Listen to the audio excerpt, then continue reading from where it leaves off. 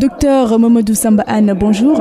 Bonjour. Alors, vous êtes un économiste. Les syndicats patronaux du bâtiment et des travaux publics BTP sénégalais rencontrent actuellement des difficultés, ce qui nous amène à se demander l'importance du BTP dans l'économie du pays. Alors, tout le monde sait ce que l'adage qui dit que quand le BTP marche, quand le bâtiment marche, tout marche.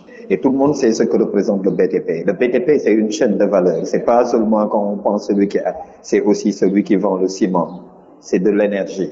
C'est du transport. C'est des emplois. C'est des familles. Ça veut dire que le BTP a un impact extraordinaire au niveau économique et au niveau social d'un pays. Donc, aujourd'hui, le fait que le BTP, on a vu les chiffres arrêtés parce que depuis l'avènement du nouveau régime, où maintenant il y a un diagnostic qui est en train d'être fait, beaucoup de choses ont été arrêtées. Et quand on arrête, ça veut dire que tout ce qui est dans toute la chaîne de valeur aussi suit. C'est comme un effet, comme domino, qu'on dit. Tel s'effondre, l'autre s'effondre, ainsi de suite. Maintenant, c'est ça qui montre qu'aujourd'hui, le BTP souffre, mais je pense que c'est pas quelque chose c'est quelque chose qui est seulement conjoncturel et que bientôt les choses vont reprendre, le temps tout soit mis en rôle, n'est-ce pas, que les nouvelles autorités voient où ils veulent amener le pays par rapport au désordre qui était ici. Je pense que les choses vont redémarrer progressivement, ça a même commencé. On peut dire que le BTP rapporte beaucoup au Sénégal. Absolument. Le BTP rapporte beaucoup parce que, comme je vous ai dit, c'est tout. Les industries de ciment, si vous voyez un peu, pour ne pas les citer aujourd'hui, quand le BTP est au ralenti, évidemment, leur activité est au ralenti. Et on sait ce que l'industrie de ciment amène dans l'économie du Sénégal. Au-delà des gens qui travaillent là-bas, au-delà des impôts qu'ils payent, au-delà des taxes, etc., ce que ça fait sur l'État du Sénégal. Sans compter les autres qui travaillent dedans, ceux qui font du fer, ceux qui font le sable, le béton, etc. Tout cela, c'est une chaîne. C'est en même temps aussi les banques qui financent aujourd'hui tous ces bâtiments. Ça veut dire que tout le monde sent ce qui se passe derrière. Donc c'est énorme quand vous le touchez, ce que ça représente dans l'économie, c'est énorme. Face aux défis budgétaires, le Premier ministre instaure un contrôle strict des déplacements des agents de l'État. Est-ce que cela peut impacter positivement l'économie sénégalaise? Alors, vous savez que les pays même les plus développés font cela. Alors qu'eux, ils ont énormément de ressources. Nous, on n'en a pas beaucoup. De ressources financières, je veux dire, parce que nos pays sont très riches. On n'en a pas beaucoup. Alors, quand vous en avez pas beaucoup, il faut bien les gérer. Il faut gérer les ressources avec beaucoup d'optimisation. Que les ressources soient efficaces et efficientes. Alors, aujourd'hui, c'est quoi? Il faut aller dans une dimension d'avoir des dépenses efficaces et efficientes. Ça veut dire des dépenses qui vont être des investissements. Toujours ce que vous faites, quel est l'impact de cela? Et comme on le voyait, le Sénégal n'était pas dans cette dimension. Beaucoup dans l'administration, c'est pourquoi on parlait d'une administration qui n'est pas rentable par rapport à l'économie. Aujourd'hui, il faut aller vers une administration qui devient un moyen d'investissement et qui va être rentable. C'est toutes les activités qu'on fait, quel est le retour sur l'investissement? Ce qui n'était pas. Les gens jouaient de ça, il y avait ce qu'on appelle un vrai bambou là-dedans, les billets d'avion qui se faisaient comme ils voulaient, etc. Quelqu'un qui voyage et qui amène beaucoup de personnes. Ça, c'était l'argent du Sénégal. Et cet argent pouvait servir à être investi ailleurs. Et ce qui fait que les nouvelles autorités sont orientées dans une autre dimension. Ils sont aujourd'hui dans l'optique de voir comment gérer tout cela et avoir des ressources additionnelles pour l'investir réellement dans l'économie de ce pays.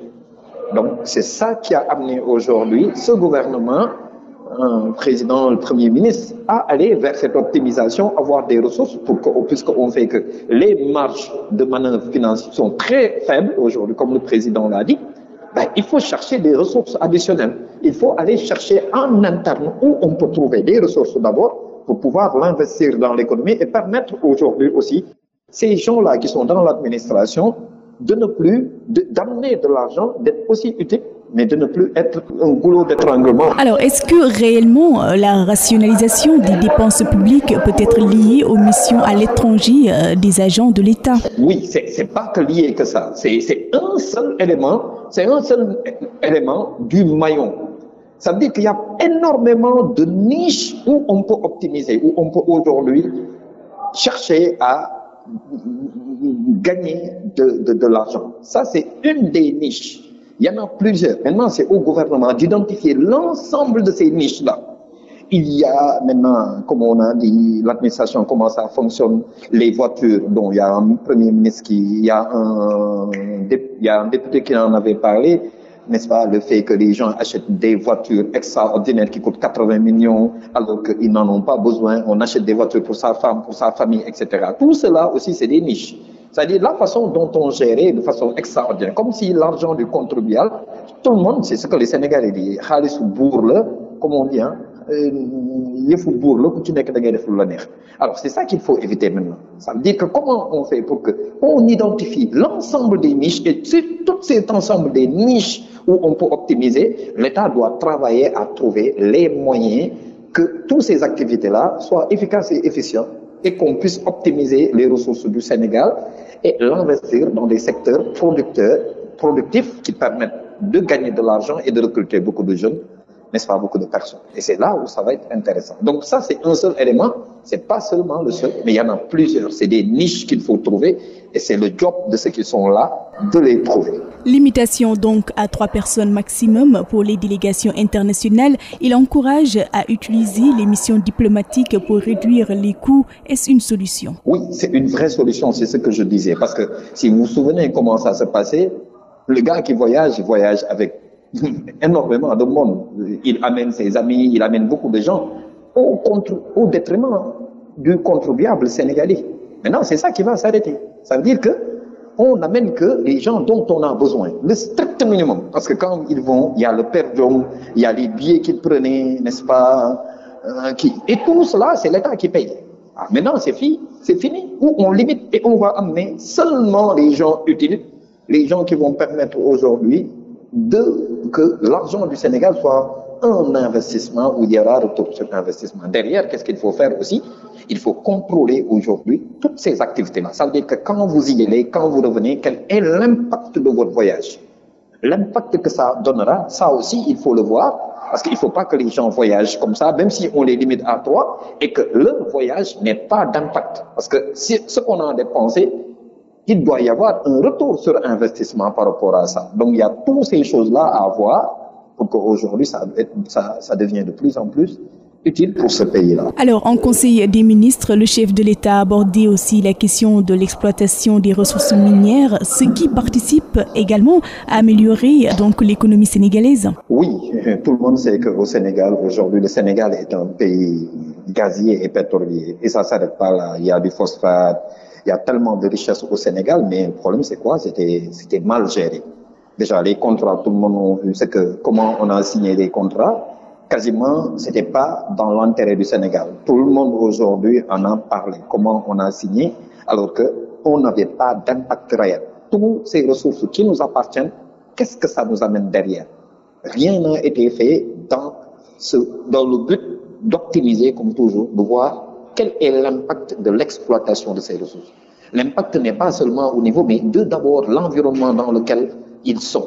Ces gens qui viennent, qui exploitent et qui sont dans une zone où quelque part où il n'y a ni eau, ni il y a électricité, ni route, rien n'est fait en termes de RSE.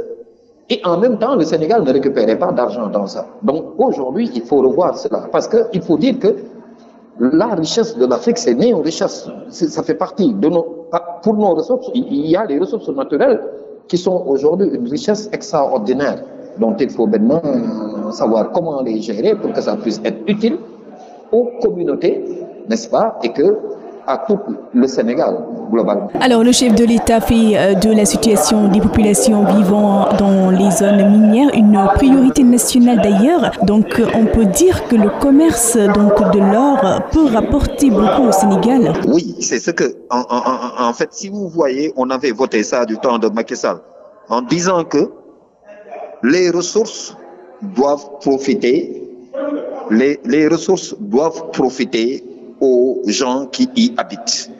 Il ne faut plus qu'on ait des ressources qui ne profitent plus les gens qui y habitent. Les gens qui y habitent doivent en profiter. Vous ne pouvez pas habiter dans une zone minière alors que vous ne retrouvez pas cela. On exploite de l'or, on exploite du gaz, on exploite du pétrole, alors que les gens qui y habitent ne s'y voient pas. Et c'est ça qui doit arrêter dans ce pays. Maintenant, c'est pas aussi pas que par rapport à eux, mais il faut que les investisseurs puissent aujourd'hui permettre aux gens qui sont dans la zone, parce que la ressource est dans leur zone, que ça leur profite, mais ça profite à tous les Sénégalais. Alors malheureusement, c'était pas ce qui était fait depuis au Sénégal, tout le monde le voit. Si vous allez à Sobodola, vous allez être étonné de l'extrême pauvreté de cette population, alors qu'il y a énormément d'or là-bas et que les gens n'ont même pas le minimum, ce qui est inacceptable et même à la limite indécent. Maintenant, il faut corriger. Et c'est au gouvernement maintenant de corriger. Sur les conséquences aussi des nombreux accidents, on note des handicaps, traumatismes, mais aussi des pertes d'emploi, ce qui n'est pas bon pour l'économie. Oui, ça veut dire qu'il faut réformer tout ça. Et je pense que même les réformes ont été faites depuis très longtemps, mais il n'y a pas de suivi. Il faut que l'État prenne son rôle, comme on dit, son rôle régalien de protection des populations. Vous ne pouvez pas, des gens viennent ici exploiter nos ressources et continuer à exploiter les Sénégalais qui y vivent et qui y travaillent. Ce qui fait qu'il n'y a pas de normes du tout.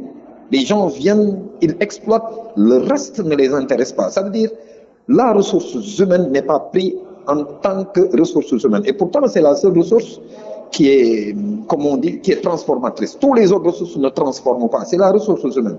Mais cette ressource humaine n'a jamais été prise en compte par les gens qui viennent exploiter.